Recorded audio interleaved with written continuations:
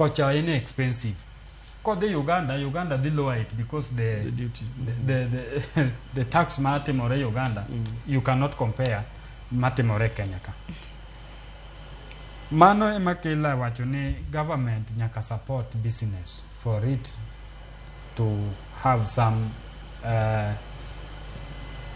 yuto maber mondo odonge Kenya.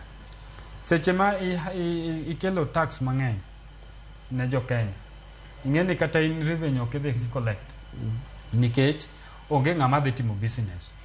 To ki support small businesses kaka mara, isupporta ma okiket na high taxes, okibini siko ni dwaro documents ma government be kata kuponi aketogi to bokine chenro moro maber ma government mi manyalo inua iju.